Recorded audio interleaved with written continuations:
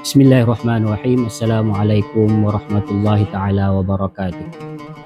Kusian hadis 40 pada hari ini, hadis ke-34. Tanggungjawab mengubah kemungkaran. A'udzubillahi minasyaitonir rajim. Bismillahirrahmanirrahim. An Abi Sa'd Al-Khudri radhiyallahu anhu qala sami'tu Rasulullah sallallahu alaihi wasallam yaqul man ra'a minkum munkaran falyughayyirhu biyadihi fa in lam yastati' fa bilisanihi fa in lam yastati' fa biqalbihi wa dzalika adhaful iman. Rawahu Muslim. Maksud hadis daripada Sayyidina Abu Sa'id Al-Khudri radhiyallahu anhu berkata, aku mendengar Rasulullah sallallahu alaihi wasallam bersabda, sesiapa dalam kalangan kamu melihat sesuatu kemungkaran, maka hendaklah dia mengubahnya dengan tangan. Sekiranya dia tidak mampu, maka hendaklah dia mengubahnya dengan lidah. Sekiranya dia tidak mampu, maka hendaklah dia mengubahnya dengan hati. Demikian itu selemah-lemah iman.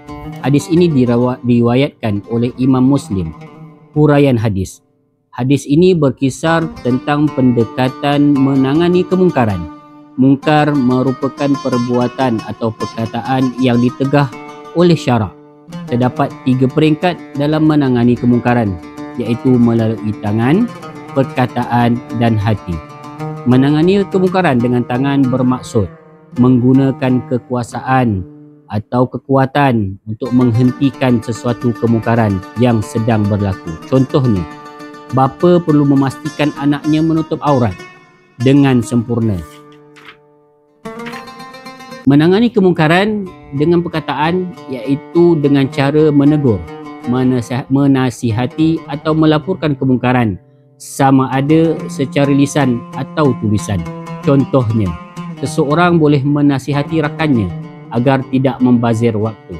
Menangani kemungkaran dengan hati bermaksud membenci dan menjauhi kemungkaran tersebut dan berazam untuk tidak melakukannya serta berdoa agar pelakunya diberi hidayah dan petunjuk untuk bertaubat.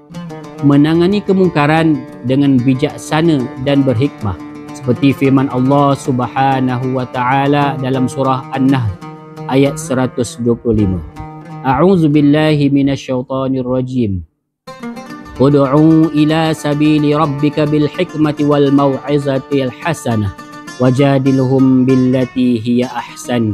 Inna rabbaka huwa a'lamu biman dhalla an sabilihi wa huwa a'lamu bil muhtadin. Maksudnya, serulah ke jalan Tuhanmu wahai Muhammad dengan hikmah, kebijaksanaan dan nasihat pengajaran yang baik, dan berbahaslah dengan mereka yang engkau serukan itu dengan cara yang paling baik. Sesungguhnya Tuhanmu dialah jua yang lebih mengetahui akan orang yang sesat dari jalannya, dan dialah jua yang lebih mengetahui akan orang yang mendapat hidayah petunjuk. Pengajaran. Kita perlu mengajak kepada kebaikan dan mencegah kemungkaran dengan penuh tanggungjawab sambil memberi nasihat dengan perkataan yang lembut dan sopan. Setiap individu berhak menyampaikan seruan dakwah sesuai dengan kemampuannya. Dakwah harus disampaikan dengan penuh hikmah, disertai nasihat yang benar dan tidak menggunakan cara yang dilarang oleh agama.